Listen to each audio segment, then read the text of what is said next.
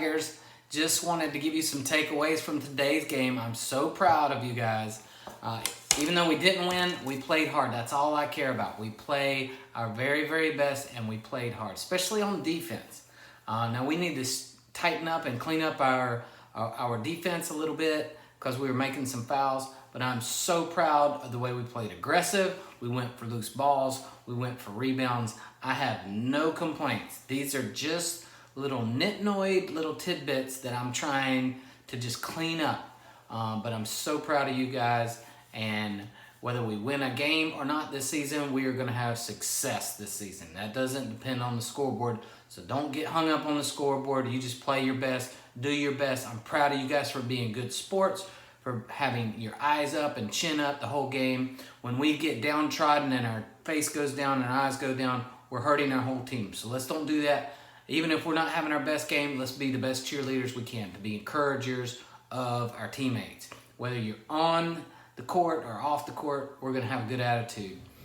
When you come out, don't sweat that. Just get you some water, get you a break. We're rotating people in. Coach Brad's doing his best to get everybody equal time there.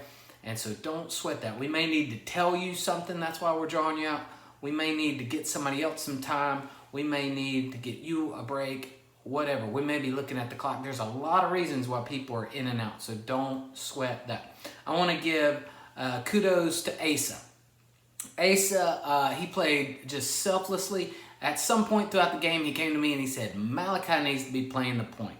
So thank you, Asa, for being selfless, for recognizing that.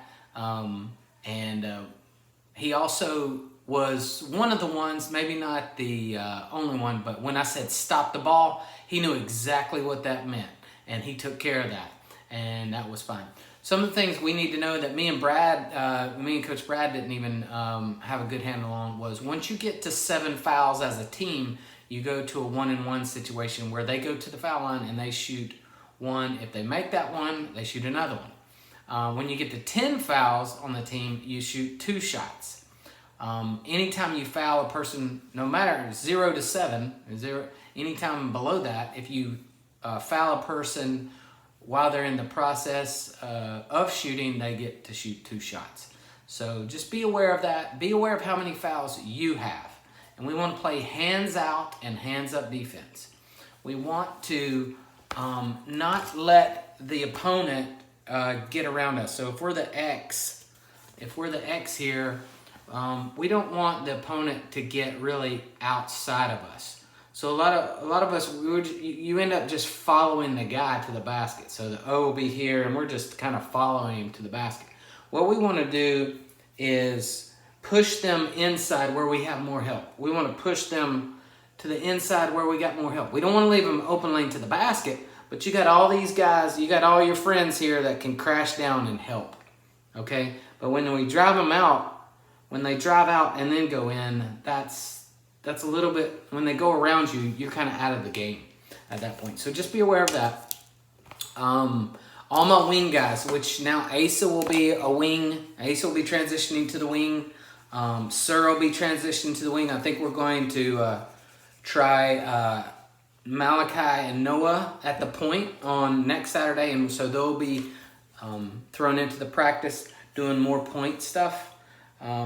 So they'll be doing the point guard stuff. We're still running the triangle. We executed the triangle several times effectively.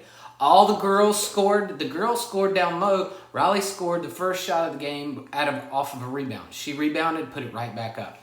I believe that was the way.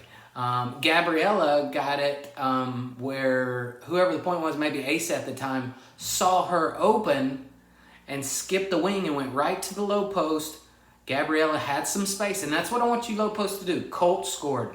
Noah drove and scored. Malachi drove and scored. Several of you, of the others may have scored. Who cares who scored? I want you to play your position well. Play your role well. We talked about that. And maybe that's defense. Maybe that is just creating space to where you can pass the ball to the open man.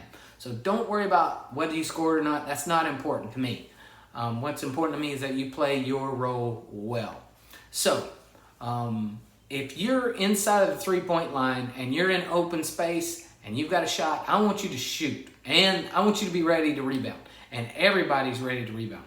if you rebound close to the basket, don't even put the ball on the floor, just put it right back up. Malachi did that a couple times. I think Riley did that a couple times. Several of you did that a couple times right under the basket. You get the ball, you missed, you get the ball again, you put it right back up, okay? So don't sweat that. Very, very good. I'm very proud of you guys.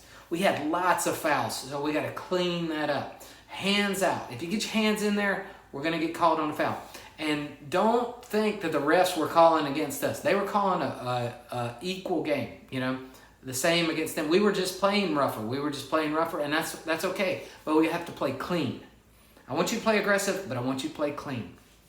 All right? And we'll have refs that will call it different, but they will still call it equitable. They will still call it equal to both sides, but we won't get as many fouls because it'll be a different set of refs. Okay, so don't sweat that. Still play aggressive, but it's got to be hands out. We've got to be pushing them to the inside instead of allowing them to get around. If they get around us, we want to push them into the corner and trap them into the corner there with the low post guy and the wing guy trapping them in the corner.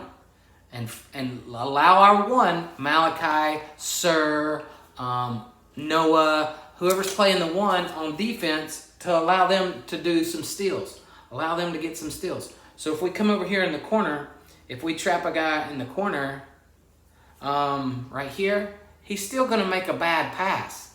All right, and this one's still going to steal the pass. So the one is always playing off the ball. Sir was kind of, sometimes he wanted to play man a little bit. Asa wanted to play man a little bit. Just play off. We're playing a zone defense. So play off a little bit unless your man has the ball. If the man in your area has the ball, yes, you're going to be right up on him, hands out and hands up.